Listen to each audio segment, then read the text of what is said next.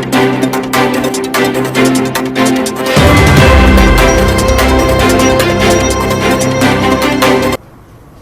का ये फैसला सीबीआई कोर्ट का भारत की अदालत की तारीख का एक काला दिन है। और मैं ये इसलिए कहता हूं क्योंकि सुप्रीम कोर्ट ने 9 नवंबर को जो सिविल डिस्प्यूट के मुकदमे का फैसला दिया था, जजमेंट में सुप्रीम कोर्ट ने कहा था, अंग्रेजी में कहता हूं कि सुप्रीम कोर्ट ने कहा था कि it is an egregious violation of rule of law. और सुप्रीम कोर्ट ने यह भी कहा था कि ये calculated act of destroying a public place of worship. अब मैं ये समझने से कासिर हूं कि अगर सुप्रीम कोर्ट ये कहता है कि egregious violation of rule of law, तो क्या कोई जादू से मस्जिद को शहीद कर दिया गया था 6 दिसंबर को? क्या कोई जादू से वहां पर 28 और 29 दिसंबर की रात 49 में मूर्तियां रखी गई थी? क्या कोई जादू से उसके ताले खोले गए थे जब राजीव गांधी प्राइम मिनिस्टर थे? इसीलिए मैं ये कहता हूं कि सुप्रीम कोर्ट ने जो बात कही उसके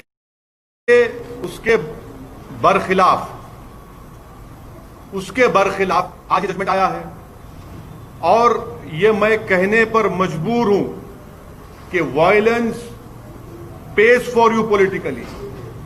अगर आप वायलेंस करेंगे तो आपको मिल जाएगा, क्योंकि आप अंदाजा लगाइए कि अडवाणी की रथ यात्रा जहां कहीं भी भारत में गई, वहां पर खूनरेजी हुई, मासूम लोगों का कत्ल हुआ, जायदादें जलाई गईं, खानदान उजड़ गए, बर्बाद हुए। और आज ये फैसला आता है सीबीआई कोर्ट का जिसमें कहते हैं कि वो स्पॉन्टेनियस नहीं था। तो हम ये जानना चाहते हैं कि भाई साहब, ये कितने दिन, कितने महीने लगेंगे प्रिपरेशन के लिए ताकि वो स्पॉन्टेनियस ना हो? आप बताइए ना, कितने दिन, कितने महीने लगेंगे स्पॉन्टेनियस ना हो? क्या यह बात सच नहीं है कि उमा भारती ने कहा था कि एक धक्का और दो, बाबरी मस्जिद तोड़ दो? क्या दुनिया ने नहीं देखा कि जब बाबरी मस्जिद शहीद हो रही थी तो मिठाइयां बांटे जा रहे थे? अडवाणी, मुरली मनोहर जोशी, उमा भारती, ये सब लोग तो मिठाई खा रहे थे, खुशियां मना रहे थे। कैसा ये फैसले पे आज आ जाते आप? आखिर पैगाम क्या देना चाह रहे आप? पैगाम क्या देना चाह रहे? पैगाम यही मिल रहा है कि वायलेंस पेज, मास वायलेंस पेज। आप अंदाजा लगाइए कि 1950 से अब तक इस मसले में मुसलमानों को इंसाफ नहीं हुआ, और आज ये फैसला आता है 28 साल के बाद। हम आज भी कह रहे हैं, अगर ये मस्जिद नहीं शहीद होती तो क्या 9 नवंबर का सुप्रीम कोर्ट का फैसला आता था? सारी दुनिया ने देखा कि जो लोग मस्साम में खड़े होकर स्पीचेस दे रहे थे, लोगों को उकसा रहे थे, उनकी मौजूदगी में क्या यह बात सच नहीं है कि सीबीआई की चार्जशीट में एक विटनेस ने कहा कि कल्याण सिंह, उस वक्त के चीफ मिनिस्टर, ने कहा कि रोक कंस्ट्रक्शन पर है, डिस्ट्रक्शन पर नहीं है? वो भी आप नहीं मानेंगे उसको? क्या सीबीआई की चार्जशीट में यह नहीं कहा गया था कि 5 दिसंबर की रात अडवाणी ने विनय कटियार के घर में साजिश रचाई? क्या यह बात सच नहीं है कि अडवाणी ने कल्याण सिंह को कहा कि उस वक्त तक आप रिजाइन मत करिए जब तक कि मस्जिद डिमोलिश नहीं हो जाती, ताकि गवर्नमेंट का डिसमिसल ना हो? क्या बीजेपी की सरकार उस वक्त की जाकर सुप्रीम कोर्ट को वादा नहीं किया था कि हम मस्जिद को बचाएंगे? यह फैसला, मुझे कहना पड़ेगा कि यह judgement satisfies the collective consciousness of Hindutva and its followers and its ideology. ये जजमेंट का यही है। किसने तोड़ा फिर मस्जिद? पर हम पूछना चाहते हैं, जब 6 दिसंबर 1992 को मस्जिद शहीद हुई थी, उस वक्त मैंने अपने आप को एक हेल्पलेस महसूस किया। मैंने अपने आप को अपने लिए एक ह्यूमिलिएशन समझा कि मैं अपनी एक शर्म महसूस हुई कि मैं अपनी मस्जिद को बचा नहीं सक रहा हूं, और आज आप ऐसा फैसला देते हैं। तो फिर आखिर इतना सब जो इन्वेस्टिगेशन हुआ, कैसा क्या हुआ? एक और बात आपको समझने की जरूरत है कि आडवाणी को हाईएस्ट सिविलियन अवार्ड दिया गया बीजेपी गवर्नमेंट तरफ से, एक्यूज हैं। तभी हमने कहा था कि देखो, मैं प्रेस कॉन्फ्रेंस में कहा था कि आडवाणी को ये हाईएस्ट सिविलियन अवार्ड दिया जा रहा है। आज उसका नतीजा हम देख रहे हैं। उमा भारती, अच्छा आप एक और आदमी का नाम ले लीजिए, हिंदुस्तान टाइम्स में आया कि भगवान गोयल कोर्ट के बाहर कह रहा है, कोर्ट के बाहर फैसला देने से पहले कोर्ट के बाहर कह रहा है कि हां, मैं एडमिट करता हूं कि मैंने डेमोलिशन में हिस्सा लिया। वो बीजेपी में उस वक्त का नॉर्थ इंडिया का शिवसेना का चीफ था, कोर्ट के बाहर कह रहा है, और कोर्ट में जाकर कोर्ट बरी कर देता है लोगों को। तो ये मेरे लिए बहैसियत एक भारत के मुसलमान के लिए, जो मैं 6 दिसंबर 1992 को जो मुझे एक ह्यूमिलिएशन और बेबसी जो मैं महसूस किया था, आज मैं वही महसूस कर रहा हूं। इंसाफ नहीं हुआ इस मसले में, इंसाफ नहीं हुआ इस मसले में। जिन लोगों के इशारे पर, जिन लोगों की मौजूदगी में, जिनके तकारीर के जुमलों पर यह वायलेंस, तशद्दुद हुआ, क्रिमिनल एक्ट जिसको सुप्रीम कोर्ट ने कहा, आज वो पूरे के पूरे बरी हो गए। अब मुझे यह नहीं मालूम कि सीबीआई अपनी इंडिपेंडेंस को बरकरार रखने के लिए अपील करेगा या नहीं करेगा, और मुझे यह भी नहीं मालूम कि अगर अपील करेंगे तो कितना टाइम लगेगा अपील की सुनवाई के लिए। मगर अपील करना चाहिए।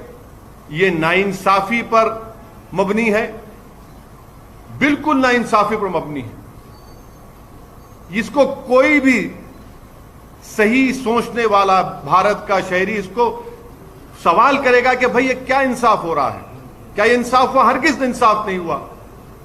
सारी दुनिया जानती है, सब जानते हैं कि बीजेपी, आरएसएस, विश्व हिंदू परिषद, शिवसेना, इन तमाम की मौजूदगी में और साथ ही साथ कांग्रेस पार्टी, इसकी जड़ कांग्रेस पार्टी है।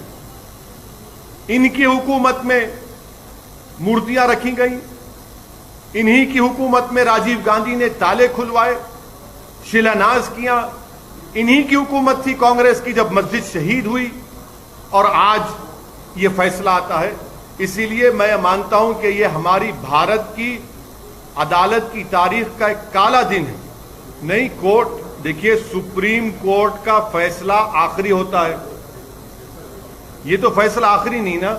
और कोर्ट के फैसले को नहीं के खिलाफ या उससे डिसएग्री करना कोई कंटेम्प्ट नहीं है। मैं तो आपको तमाम दलाइल दे रहा हूं, ये तमाम दलाइल दे रहा हूं। क्या?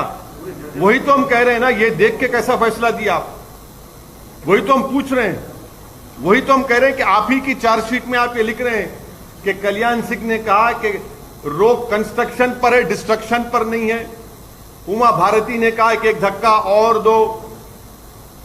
आडवाणी को, मुरली मनोहर जोशी को, उमा भारती को, बाल ठाकरे को, राजीव गांधी को शोहरत कैसे मिली पॉलिटिक्स में भारत में? इसी वजह से मिली ना। इनको पॉलिटिक्स में अगर शोहरत मिली, सत्ता मिली, कैसे मिली? इसी वजह से तो मिली कि आपने हमारी मस्जिद के ताले खुलवाए, मूर्तियां रखी और हमारी मस्जिद को शहीद किया आपने। इसीलिए तो आप होम मिनिस्टर बन गए, इसीलिए तो आप गंगा की सफाई के मिनिस्टर बन गए, इसीलिए तो आप एचआरडी के मिनिस्टर बन गए, इसीलिए तो आप कल्याण सिंह गवर्नर बने। भाई, आपने मुझे खत्म करके मेरी बर्बादी के ऊपर आपने अपना सियासी महल तामीर किया, और आज आपको क्लीन चिट दिया जा रहा है। आज आपको क्लीन चिट दिया जा रहा है, यह अफसोसनाक बात है। आगे क्या करने का विचार है सर? आगे अब यह देखना है कि सीबीआई अपनी इंडिपेंडेंस को बरकरार रखने के लिए अपील करेगी या नहीं करेगी। और अगर सीबीआई नहीं करती तो मैं मुस्लिम पर्सनल लॉ बोर्ड के जिम्मेदारों से अपील करूंगा कि वो इसके खिलाफ अपील करें। फैसला आता है और लॉ मिनिस्टर अडवाणी के घर को पहुंच जाते हैं। आप बताइए क्या पैगाम दे रहे हैं आप उन लोगों को जो भारत की खूबसूरती को मानते हैं, इंसाफ को मानते हैं?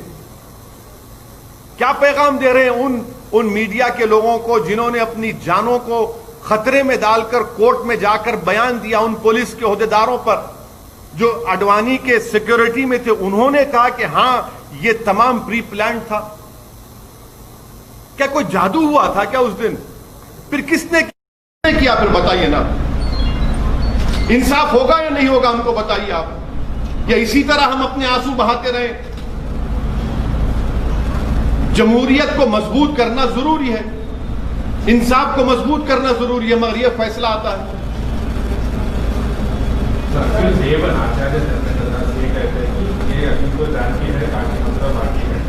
जहां इस तरह के दाग है उनको जल्द हटाया जाएगा, क्या कहेंगे? मैं क्या कह सकता हूं सर, आप अपने टीवी प्रोग्राम पर बोलिए कि रात में 9 बजे एक प्रोग्राम कर लो, इनके बयान पर कर लो ना। आप तो वो भी नहीं करना चाहते, करिए ना। आज आपने बाबरी मस्जिद की डेमोलिशन में जिन लोगों पर क्रिमिनल केस था उनको एक्सोनरेट करके आपने उनको पैगाम दिया है कि चलो आगे चलो, काशी और मथुरा को जो करना है करो, हम तुम्हारो क्लीन चिट देते जाएंगे।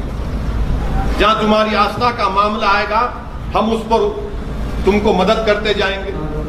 तुम ठहरो, तुम मुंह अंदर घुसकर उसमें ईदगाह में अब दोबारा मूर्ति रख दो, हम तुमको दे देंगे वो। यही तो हो रहा है ना। आप अंदाजा लगाइए रूल ऑफ लॉ फिर क्या होगा। रूल ऑफ लॉ इससे क्या होगा? सुप्रीम कोर्ट ने कहा non egregious violation of rule of law. तो क्या रूल ऑफ लॉ का वायलेशन नहीं हुआ? सुप्रीम कोर्ट ने कहा calculated act of destroying a public place of worship, और आप कहते हैं कि स्पॉन्टेनिटी नहीं थी। फिर क्या होगा? श्री कृष्णा कमीशन मुंबई में, उसका इंसाफ नहीं हुआ। अरे कितने कितने वाकयात जहां पर फसादात हुए मुसलमानों के लिए, दलितों को इंसाफ होता ही नहीं। और आजकल आप आज शाम से आप सुनेंगे कि ये जो बड़े बड़े ज्ञानी लोग हैं, लुक अहेड, भूल जाइए, आगे बढ़िए। अरे आगे कैसे बढ़ेंगे हम? आगे कैसे बढ़ेंगे? सारी दुनिया की आंखों के सामने 6 दिसंबर को मस्जिद को शहीद किया गया, डेमोलिशन किया गया। मैं भूल जाऊं क्या क्या भूलूं? बताओ मेरे से आप। कितने मेरे बर्बादी के दास्ताने फसाने तुम्हारे सामने रखूं ताकि तुम्हारे कलेजे में जो अगर दिल है तो उसको धड़कन हो, उसको तुम मेरी तकलीफ को महसूस कर सको। क्या पैगाम दे रहे हैं आप इस फैसले से? हम उम्मीद करते हैं कि सीबीआई अपनी इंडिपेंडेंस के लिए अपील करेगा। मुझे नहीं मालूम करेगा नहीं करेगा, तो मैं तो गुजारिश करूंगा all India Muslim personal law board के जिम्मेदारों से कि वो अपील करें इस जजमेंट के खिलाफ। अगर आप ये वीडियो YouTube पर देख रहे हैं तो हमारे चैनल को सब्सक्राइब करें और बेल आइकन को दबाना ना भूलें। अगर आप Facebook पर ये वीडियो देख रहे हैं तो हमारे पेज को लाइक करें।